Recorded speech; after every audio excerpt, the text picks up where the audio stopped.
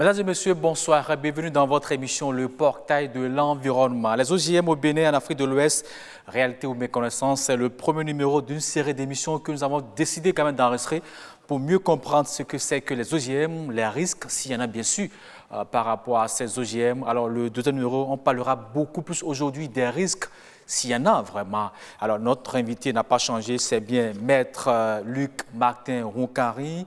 Bonsoir Maître.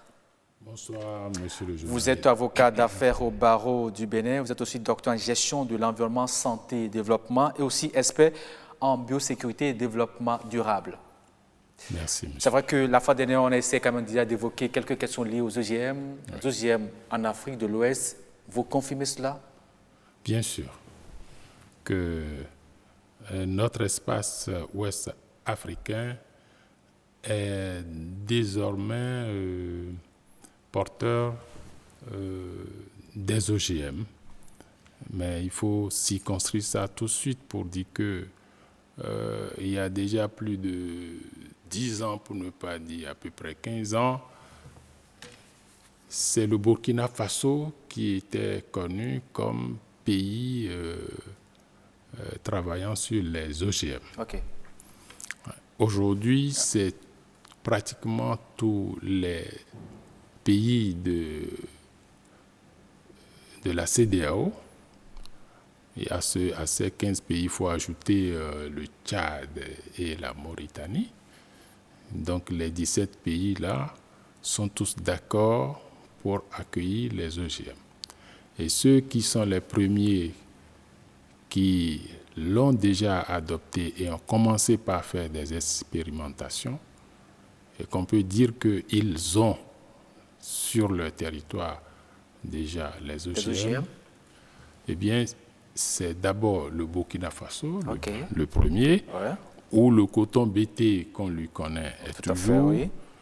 Qui a fait beaucoup de bruit, bien sûr. Bien sûr, mais ça est toujours là. Le coton bolgare, c'est une autre expérimentation. Le niébé, le sorgho et le maïs sont également en expérimentation et pourront bien entendu devenir une réalité dans l'espace. Et vous avez dit, pour être une réalité, ça veut dire que ce n'est pas encore partout, vous voulez dire? Non, il y a des étapes à franchir. Il faut que ce soit autorisé pour que ce soit en milieu totalement ouvert, donc dans l'environnement. Il y a des essais, il y a des étapes. Toujours est-il dit qu'aujourd'hui, le Burkina produit le coton BT qu'il commercialise d'ailleurs. Donc ça, il n'y a pas de souci. Mais il y a des expériences qui se font sur d'autres produits, tels que le coton, mais toujours là avec une autre expérimentation bolgare, le sorgho, le niébé et le maïs.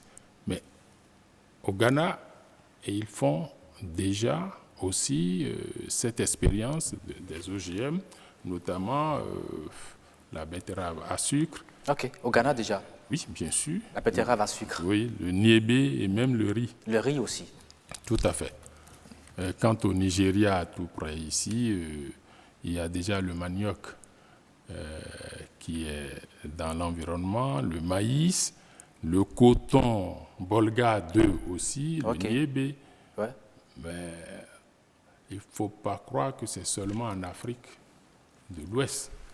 Les pays comme l'Afrique du Sud, le Soudan, l'Égypte, l'Ouganda, le Kenya, ont déjà accepté... Malawi, tous ont adopté déjà les OGM. Donc, c'est une réalité que les OGM sont présents en Afrique de l'Ouest, pour ne pas dire tout simplement en Afrique.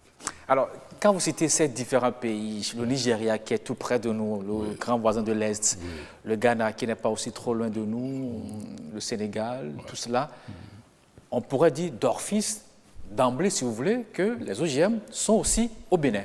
Non, il ne faut pas affirmer ça. On ne peut pas l'affirmer? Non, non. Le Burkina Faso qui est à côté aussi. Oui, mais les OGM ne sont pas des produits comme du pain ou du ciment qui circulent. C'est des produits, j'allais dire, spéciaux. des échanges commerciaux entre ces différents pays oui, peut quand même entraîner la traversée, l'entrée de ces produits dans notre pays sans qu'on le sache. justement, Surtout que nos frontières sont un peu poreuses, pour ne pas dire non, très poreuses. elles le sont, il ne faut même pas mettre les gants pour le dire. OK. Mais le protocole de Cartagena, Oui. qui est par excellence l'instrument international qui régule correctement la prévention des risques biotechnologiques Oui. liés à la Convention sur la diversité biologique, eh bien, ce protocole-là s'est accentué précisément sur les mouvements transfrontières des OGM. C'est bien cela, c'est là, ce protocole-là, oui, c'est voilà. cela, ouais. Donc, vous Ce l'avez, protocole de Cartagena qui, on dit, voilà, oui, la prévention des risques biotechnologiques relatifs à la Convention sur la diversité biologique. Voilà. Exactement. Et donc, il y a des conditions qui doivent être remplies avant que un OGM ne rentre dans un pays importateur.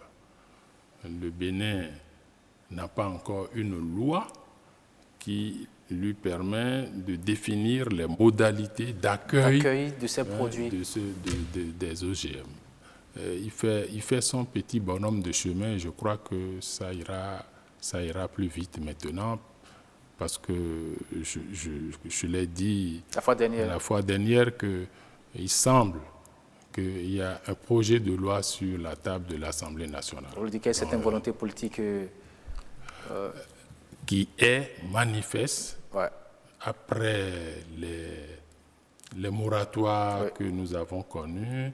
Et je pense que maintenant, il vaut mieux rentrer dans la réglementation, sinon nous serons lourdement pénalisés. Alors, quand vous parlez de pénaliser, vous voulez dire que nous perdons des financements, c'est cela?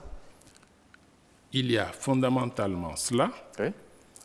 Nous serons en retard sur l'information et la participation du public sur cette question très essentielle pour le développement aujourd'hui. On ne peut plus faire marche arrière. Et surtout, nous risquons d'être pénalisés parce que, comme vous l'avez signalé tantôt, nos frontières étant poreuses, on pourrait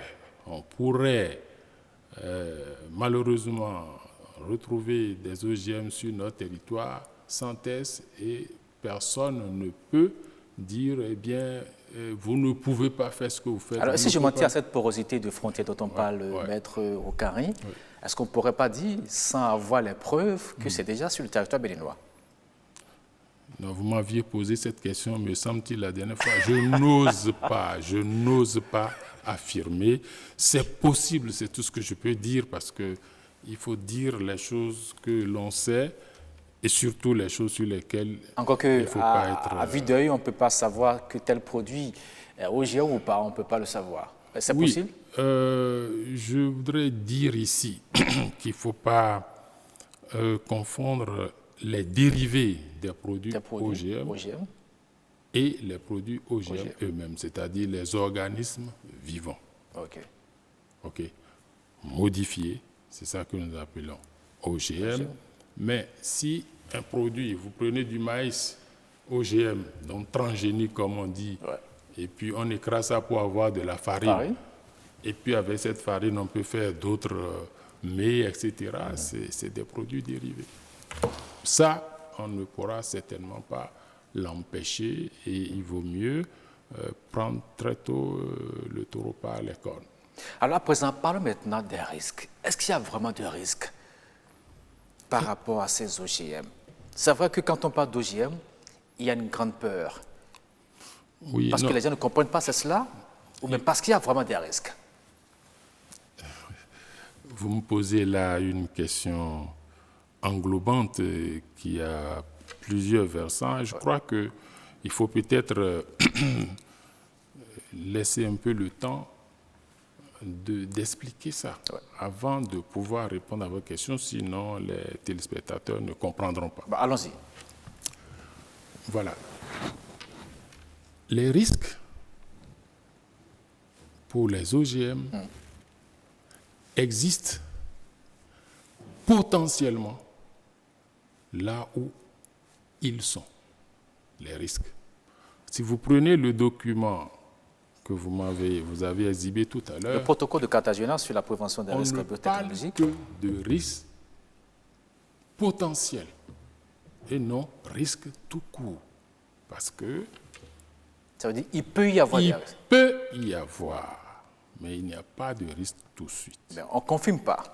On ne confirme pas, mais on va pas l'affirmer aussi de cette façon-là. Alors, quels sont alors ces potentiels risques? Non, je voudrais dire que, vous savez, ce protocole, vous verrez déjà dans son introduction, a déjà affirmé et reconnu clairement que les biotechnologies modernes, dont l'une des applications est les organes génétiquement modifiés, donc les OGM, comportent bien des effets défavorables. Lesquels? Non, comportent des effets défavorables. Les effets défavorables peuvent arriver. Mais ce même document reconnaît que les biotechnologies modernes constituent un atout majeur pour l'humanité, pour régler un certain nombre de problèmes par rapport à l'alimentation, à la santé, etc. Mais quand on parle de à biotechnologie, l'agriculture. quand on parle de biotechnologie moderne, Oui. et quand on parlait de risques, potentiels risques, quel est le lien qu'on pourrait faire justement? Parce que là, il y a comme une certaine malcompréhension. Je mets un peu à la place des téléspectateurs pour Bien mieux sûr, comprendre. vous Voilà. avez raison. Ouais. Avant, vous voyez, on pouvait transformer le maïs, même toujours aujourd'hui, Ouais. pour faire de la cassa et avoir aussi d'autres produits fermentés, n'est-ce pas? Ouais. Il y a une technologie nouvelle qui permet de faire mieux. De faire mieux, je dis de faire mieux. Cette nouvelle technologie-là, c'est elle qui est appelée les technologies modernes. OK. Et ce n'est pas seulement dans le domaine des OGM. Vous prenez, j'ai vu un portable sur vous, c'est un produit des biotechnologies modernes. Le portable. Bien sûr. Et comporte des risques. Donc, il ne faut pas croire que c'est les OGM qui comportent des risques potentiels. Pour eux, c'est précis. C'est pour ça que je voudrais insister pour dire, quand on parle de risques, ce n'est pas seulement pour les biotechnologies modernes. Il y a différents types de risques. Il y a les risques naturels, il y a les risques biotechnologiques, il y a les risques liés au transport collectif, il y a les risques dans notre vie au quotidien, et puis il y a des risques qui sont liés, si vous voulez, aux multiples conflits qui jalonnent aujourd'hui le monde, surtout en Afrique et dans d'autres continents. Mais en ce qui concerne les risques biotechnologiques, ils sont potentiels. Alors, de là, je vais tenter une définition qui, en termes génériques, une définition qui ne sera peut-être pas bien perceptible par les téléspectateurs. On va essayer d'illustrer un peu. Voilà, ouais. Parce que généralement, on définit les risques comme étant la probabilité de l'occurrence d'un danger, ouais. et de l'exposition à ce danger. Ouais. Vous voyez? Ça fait deux paramètres, deux éléments qui font qu'il peut y avoir un risque. Je prends un risque tout naturel. Vous voyez, la mer avance Et nous crions et nous disons, qu'est-ce qu'il faut faire pour arrêter? Sinon, eh bien, ça vient engloutir et les populations et les habitats. C'est le danger, ça. Et c'est l'enjeu. Et le gouvernement, les autorités tentent de dire, nous bloquons l'avancée ou nous repoussons même, si possible, à d'autres endroits où le risque est moins grand. C'est-à-dire qu'il n'y a pas population et habitation là, tout de suite pour le moment. Ouais. Il faut donc que les deux conditions soient remplies. L'exposition au danger et le danger lui-même. Si ça ne vous convainc pas, je prends un risque sanitaire par exemple. Vous prenez un produit chimique très toxique. Eh bien, il deviendra, si ce produit, vous ne l'exposez pas, vous n'êtes pas au contact de ce produit, ça fait un risque pratiquement zéro. Mais si vous prenez un autre produit moins toxique, faiblement toxique, mais que vous en prenez en grande quantité, eh bien, le risque est là. Vous allez devenir malade. Vous pouvez même en mourir. D'où la biosécurité. Prenez les précautions pour que les risques n'arrivent pas, ne deviennent pas finalement un danger qui provoque des dommages. Alors, pour le Parce cas qu'au bout de l'affaire, oui, c'est les dommages que ça peut créer qui est ce que l'on crée, et c'est ça l'enjeu dans les risques. Alors, pour le cas d'espèces des OGM, maintenant, quelles sont les précautions normalement qu'on peut prendre? on en parlera. Okay, parce que, s'agissant des risques, ouais, nous n'en avons rien dit encore. D'accord, on y va mettre. Il faut qu'on aille plus en profondeur. Plus en profondeur et pas à pas. Donc, là où sont les OGM, là sont également les risques. Okay. Pour être plus clair, je vais rester dans l'actualité. Allez-y. Depuis quelques semaines, on crie partout, radio, télé, vous voulez parler de coronavirus? Sociaux, c'est exactement ça. Coronavirus. Tant que ce virus est resté cantonné, localisé dans un pays que tout le monde sait, la Chine, d'où c'est parti, eh bien, tous les autres continents et pays se disent, oh, il n'y a pas de risque pour nous, ça va. D'accord.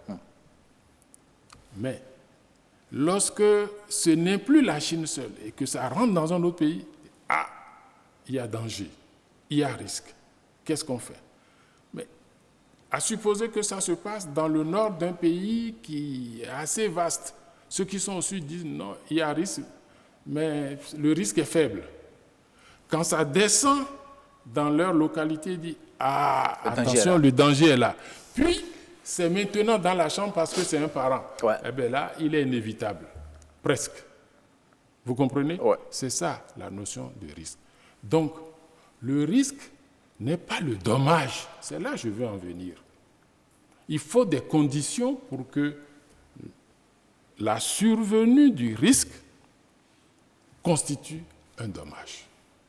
Vous voyez un peu ce que je veux dire? Ouais, je comprends. C'est pour ça qu'il est toujours conseillé de prendre des précautions pour ce que je viens de dire. Vous voyez, chaque gouvernement dans chaque pays prend des dispositions.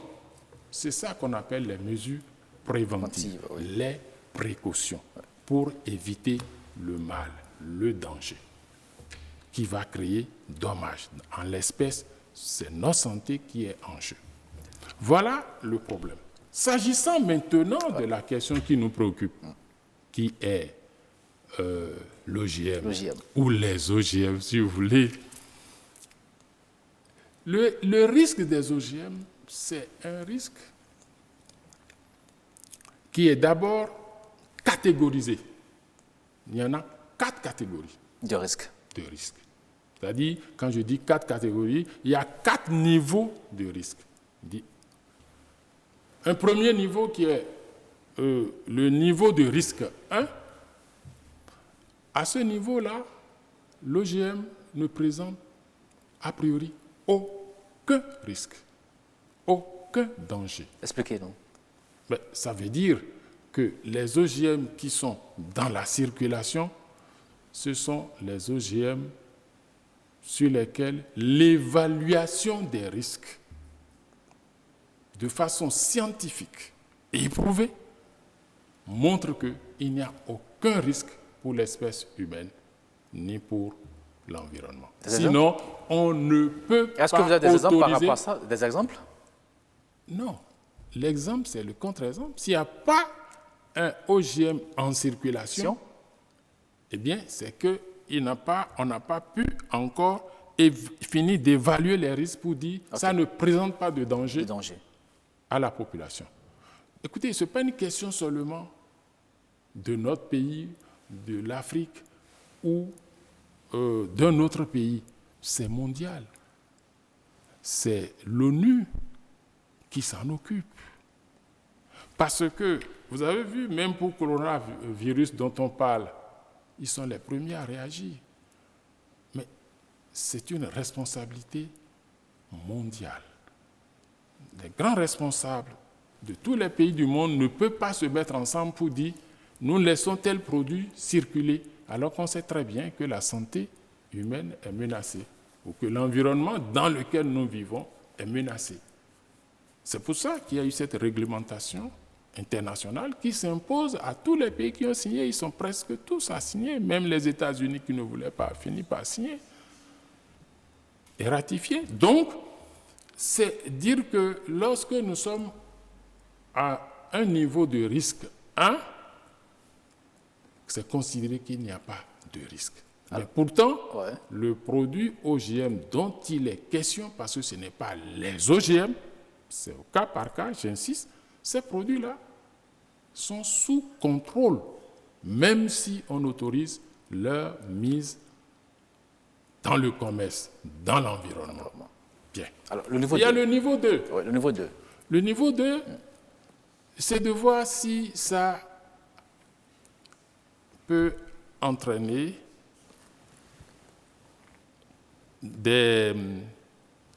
avoir des effets pathogènes pour les techniciens de laboratoire. Ça veut dire quoi?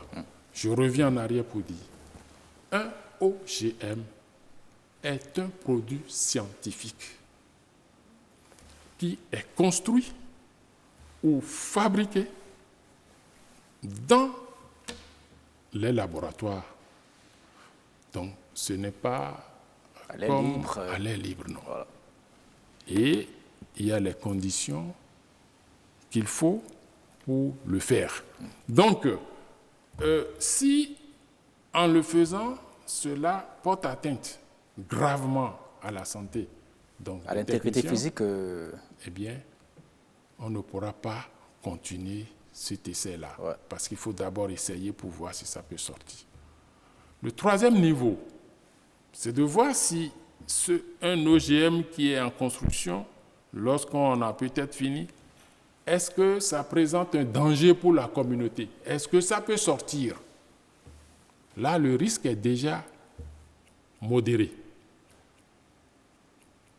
Il n'est plus très faible, il est modéré et commence même pas à être un peu élevé.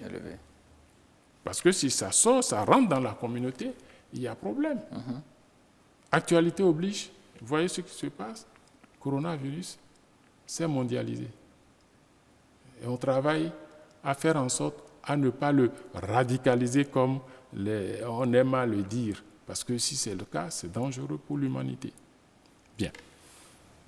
Le quatrième niveau est le niveau le plus élevé de risque. Je vous ai montré tout à l'heure comment est-ce que... Ça peut... Et très souvent, c'est des virus. Le coronavirus n'est pas le dernier. On a connu Ebola. Lassa. Il fait partie de ce niveau de risque-là. Vous voyez? Et donc, quand c'est comme ça, ça ne sort pas, on ne s'en sert pas pour la production qui pourrait être à la portée de l'humain ou dans la nature. C'est confiné dans les laboratoires. Et c'est le cas, donc, aujourd'hui. C'est pour ça que il faut d'abord comprendre qu'on ne peut pas s'amuser, prendre plaisir à mettre en circulation dans le commerce un OGM que l'on sait dangereux. C'est ce que je tiens d'abord à dire. Ça pourrait sortir sans qu'on le sache. Non, mais c'est ça que je dis. Peut-être nous allons en parler la prochaine fois pour ne pas semer trop de confusion dans la tête des téléspectateurs. Nous allons parler, si vous voulez, des mesures de protection, vous voulez dire? De prévention. De prévention. Voilà. Et là, vous verrez qu'il y a toute une batterie de mesures qui font qu'on peut limiter suffisamment ces risques, à défaut de les éliminer, on peut les réduire suffisamment.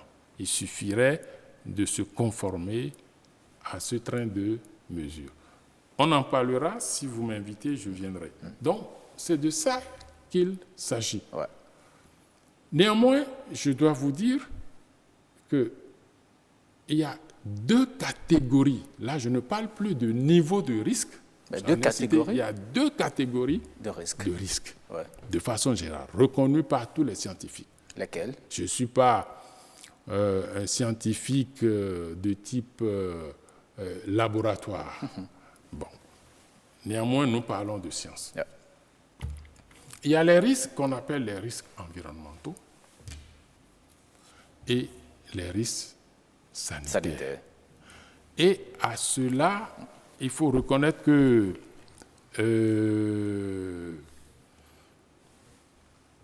cet instrument international dont tu as parlé tout à l'heure, le protocole de Cartagena, très bien, a créé une autre catégorie, pas de risque biotechnologique, je vous dirai pourquoi, mais il parle des conditions socio-économiques liées à l'usage des OGM.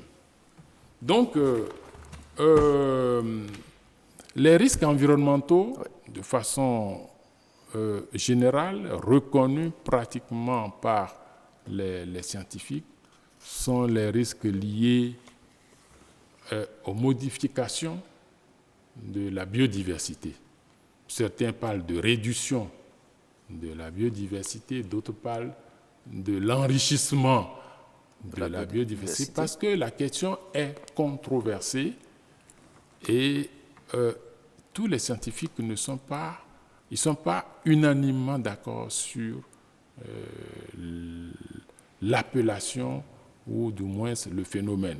Il dit, mais nous sommes dans la diversité biologique. Si l'espace est modifié, l'arbre devient vert, jaune ou bleu, etc., est-ce qu'il y a richesse ou bien il y a réduction? À moins qu'on dit c'est ce qui est là qui sera là pour tout le temps. Ben, si on sait que l'arbre est toujours vert et qu'un jour ça devenait jaune, ça peut inquiéter. Ça peut inquiéter, bien sûr que ça oui. Ça peut avoir peut-être aussi des risques. Non, ce changement de couleur peut... Non, vous m'amenez là à prendre position. Moi, je ne prends pas position, j'explique tout simplement. Okay. Mais si l'arbre qui est devenu jaune l'est parce qu'en temps, il y a eu modification, eh bien... Vous voulez dire que ce changement peut être en bien, c'est cela? Mais pourquoi pas? Les goûts et les couleurs, on n'en discute pas. Ouais. Vous voyez, aujourd'hui, la nature nous a dotés en tout cas nous Africains, de cheveux noirs, crépus. Ouais. Les gens, ils tissent, ils en font des cheveux longs, ils changent les couleurs, c'est bleu, c'est blanc, c'est rouge. J'en ai même vu avant de venir ici tout à l'heure. Donc, écoutez, les goûts et les couleurs, on n'en discute pas. Ouais. Donc, il y a certainement un enrichissement quelque part. Ce qui est sûr, on est d'accord sur un seul mot, il y a modification. Mais si on en venait à avoir des arbres de plusieurs couleurs, on peut s'inquiéter aussi. Ça dépend des conditions dans lesquelles ces changements sont intervenus. C'est comme un homme qui naît, une partie noire, l'autre partie blanche. Non, là, vous faites de la fabulation. Non, pas de la fabulation. Non, mais on est dans la science, c'est la réalité. On ne peut pas trouver des hommes comme vous le dites aujourd'hui, comme ça, non. Mais ça il y a une éthique. Ça pourrait arriver demain, on ne sait jamais, dans la modification des gènes. Je n'affirme rien. Ouais. Et on est sur un terrain purement scientifique. Exactement. Voilà. Et la science n'est pas sans éthique. Ça, c'est important. Les gens ne comprennent pas. Bien sûr qu'il y a quelques mauvaises foi. Parfois, voilà.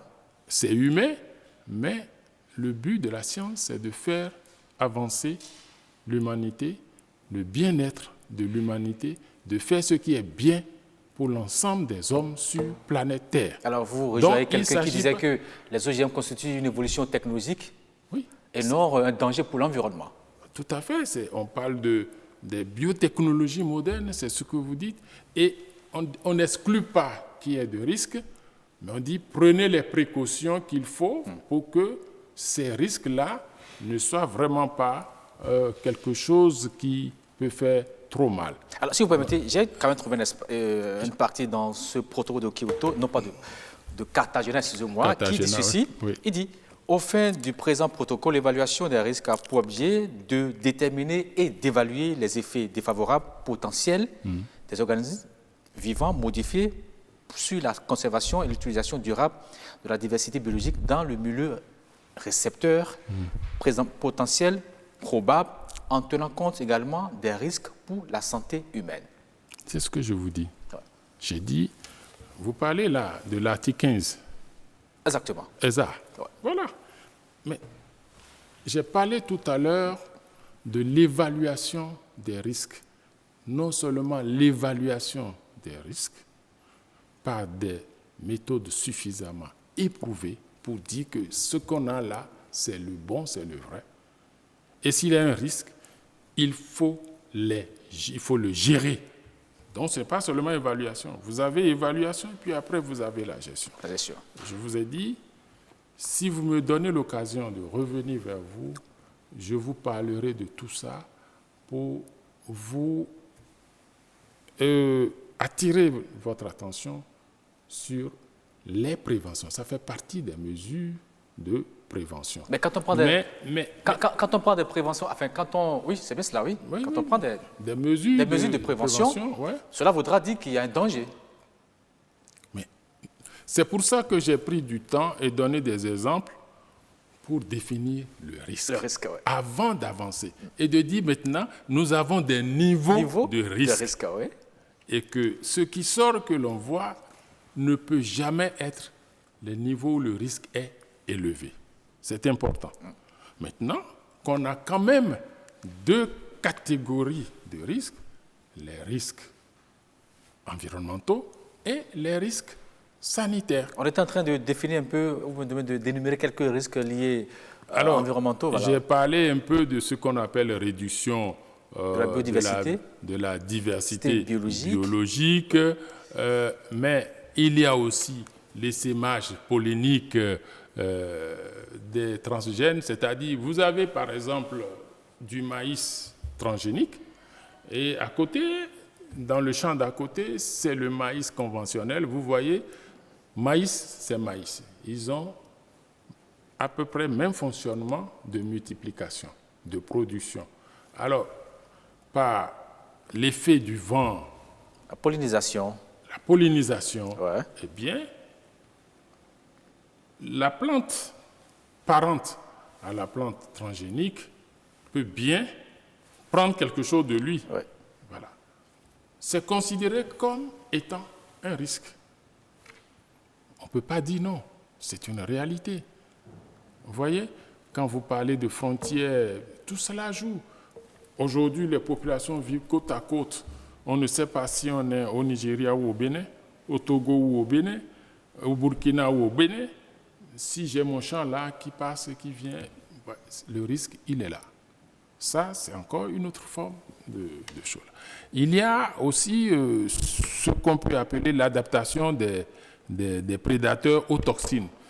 Parce que les OGM, c'est qu'on a mis un caractère nouveau. Non, un caractère dans le bagage génétique d'un autre organisme. Et c'est pour ça qu'il devient génétiquement modifié. Vous comprenez avec moi. Et donc, si on le fait, l'OGM, le caractère qui est introduit, si c'est pour tuer des herbes, on pourra parler des herbicides, ou si c'est pour permettre peut-être d'absorber l'eau pour que la sécheresse ne tue pas. Ça dépend de ce que l'on recherche. Si nous prenons le cas des sauterelles et consorts, c'est qu'on a voulu peut-être ces insectes prédateurs, il faut les éliminer.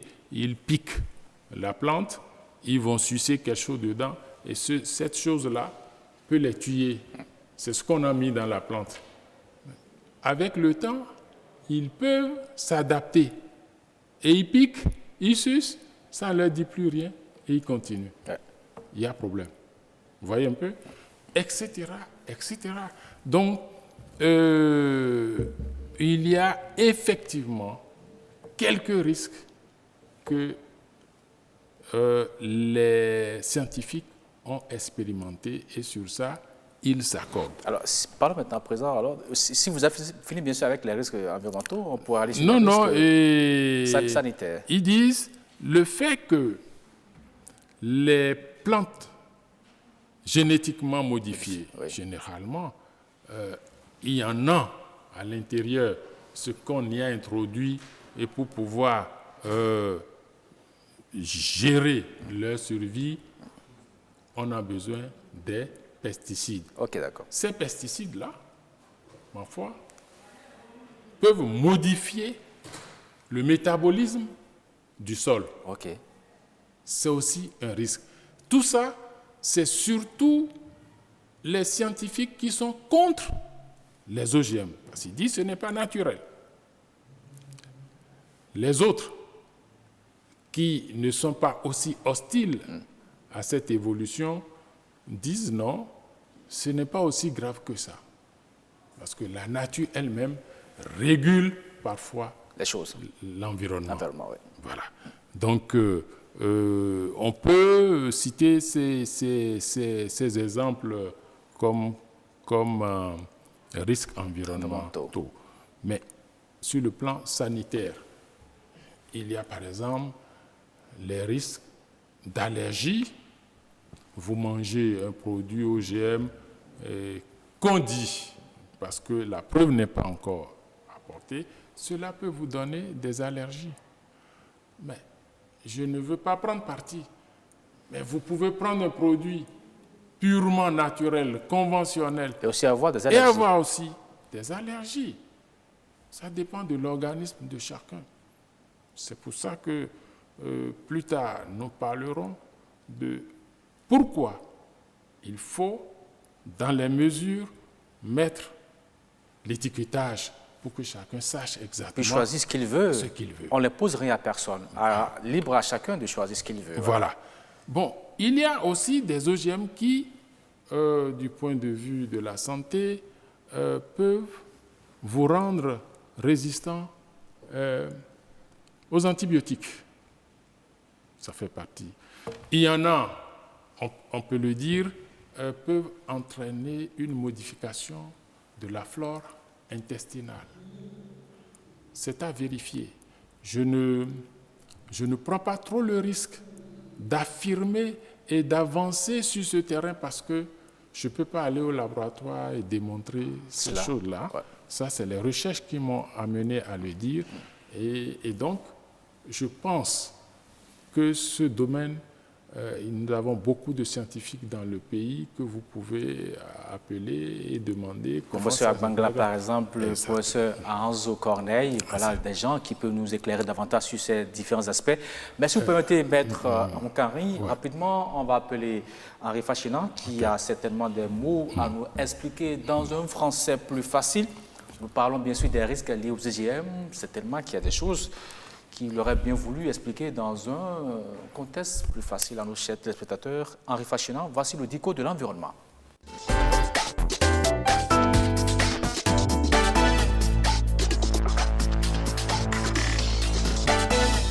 Fachina, on a parlé des risques liés aux OGM. Quelle lecture vous faites de tout ceci, de tout ce qu'a dit Maître Luc Martin Roucanri? Maître Luc Martin Roucanri est un sachant. Il a dit tout ce qu'il faut et même mieux encore sur les risques. Puisque ce qu'il a dit, c'est ce que retient le Larousse qui dit qu'il s'agit de possibilités d'un événement négatif, un péril possible, un hasard dangereux qui peut survenir dans l'utilisation ou un fait, un événement, un risque. Et quand on parle de risque, il parle aussi de risque, par exemple, technologique, qui est un risque d'origine humaine. On peut retenir comme risque d'origine humaine les risques biologiques, risques nucléaires, risques industriels. Et vous suivez mon regard.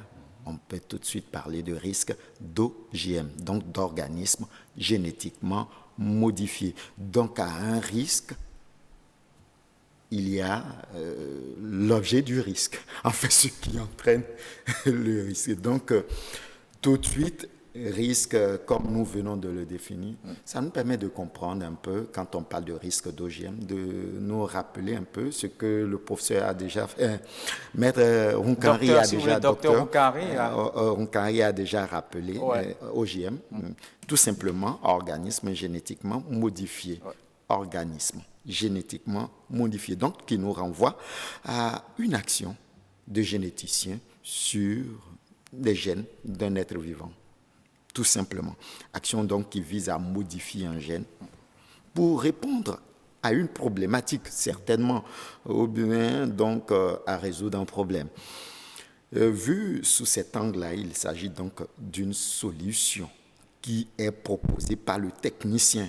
Ils sont nombreux, les généticiens, on parle aussi de biotechniciens, ce sont tous des sachants dans ce domaine-là, experts à leur niveau. Ils interviennent donc au plan médical et puis sur le plan agricole, dont les impacts sont divers, multiples, soit sur l'homme, soit sur l'environnement. Quand on parle d'impact sur le plan médical, par exemple, remplacer la séquence d'un ADN. Amis téléspectateurs, vous comprenez avec moi ce que c'est que l'ADN. Et nous qui avons tous eu la chance de faire un peu la terminale D, on parle d'acide désoxyribonucléique. Voilà. Et donc, la séquence, une séquence de cet ADN peut-être malade, peut-être problématique, est remplacée par une séquence bien portante ou meilleure, selon le résultat que l'on veut obtenir sur le propriétaire de cet ADN. Exactement. Chez le propriétaire de cet ADN. Donc, on parle aussi sur le plan agricole, le docteur Maître Roucanri l'a évoqué, les produits transgéniques. On va sur l'ADN de certaines plantes parce que peut-être dans ce milieu, dans cet environnement, ne se développe pas bien à cause de la présence de certains insectes ou bien quelques fléaux, peut-être naturels ou provoqués, on ne sait pas. Mais on constate qu'en touchant leur ADN, ils acquièrent la capacité de résister à toutes ces attaques. C'est aussi une modification génétiquement de ces plantes-là. Donc, ils peuvent lutter et puis ces insectes qui, à loisir, bouffent ces plantes peuvent être tout de suite contrecarrés. Alors, Henri, mais vous avez aussi demandé, enfin, dans votre analyse, bien sûr, vous parlez de partisans d'OGM, des opposants d'OGM. C'est vrai que dans l'émission précédente, on a essayé de parler un peu de cela. Qu'est-ce que vous en dites concrètement? Oui, en réalité, il faut constater que les avis sont contradictoires. Et légion, il s'agit d'un accès, quand on se le permet, accès sur la toile, ça nous permet de constater qu'il y a une littérature à foison pour ou contre les OGM. Les OGM. Pour ceux qui disent en fait, qui s'accordent autour de la nécessité d'aller vers les OGM. Il dit ceci, entre autres, qu'il n'y a pas de risque et que c'est la science qui évolue et elle permet une évolution de l'espèce humaine. Donc pour les partisans, il n'y a pas de risque. Il n'y a pas de risque autant que tel. Et cela permet de résoudre des problèmes d'alimentation et des problèmes médicaux dans le monde.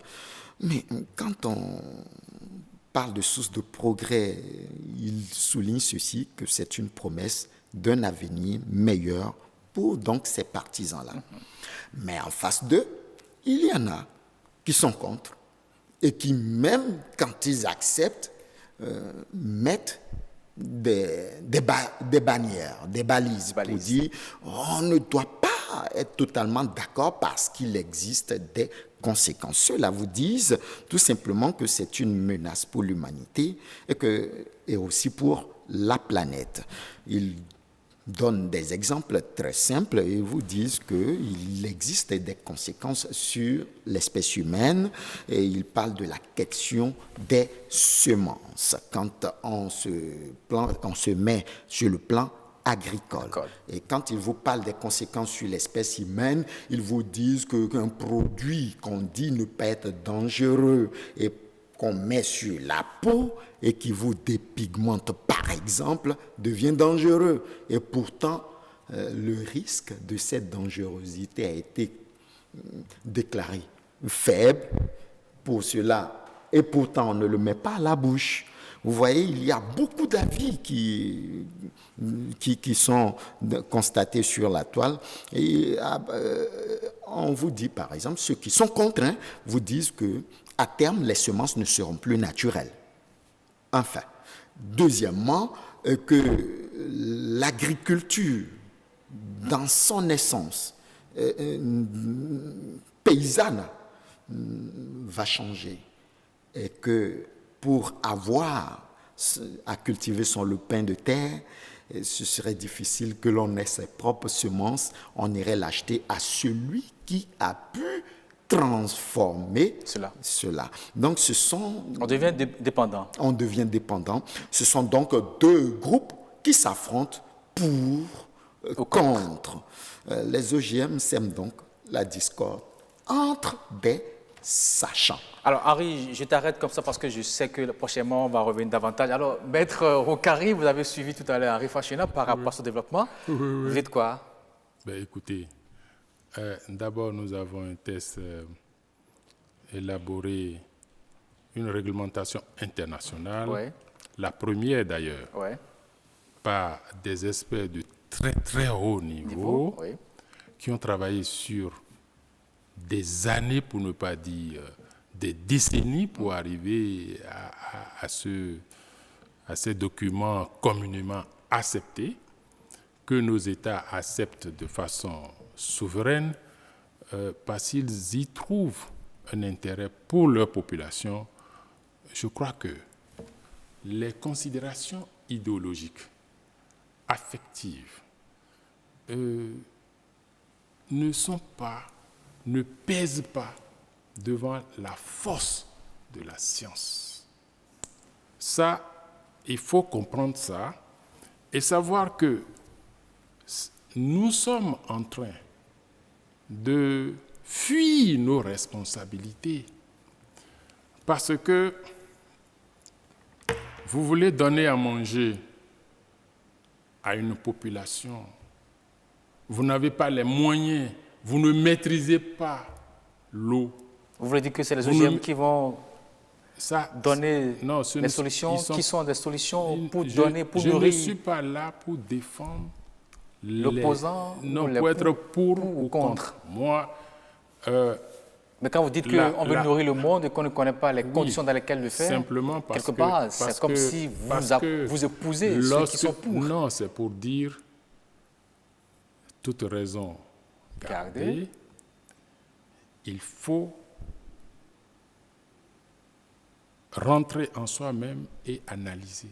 Mais avant de juger et apprécier, il faut apprendre à connaître.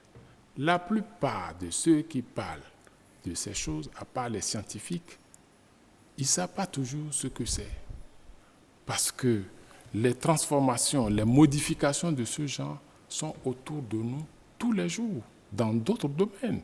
Alors, Maître, on m'a dit que le temps qui nous est imparti est déjà fini. Ah Je bon? sais qu'on a un numéro qui va nous permettre certainement d'aller un peu dans cette direction. Ouais. Je veux surtout qu'on parlera prochainement des mesures préventives à prendre pour ces pays de l'espace UEMOA, CEDEAO, qui sont concernés par ces produits OGM. Qu'est-ce qu'il faut faire concrètement? Certainement qu'on aura l'autre créneau pour débattre de ce sujet. Oui. Alors, ce sera tout pour ce numéro, le deuxième numéro, parce qu'on parle des OGM, des risques, et s'il y en a, vous avez compris certainement, s'il y en a ou il n'y en a pas. Merci pour votre attention et bonsoir chez vous.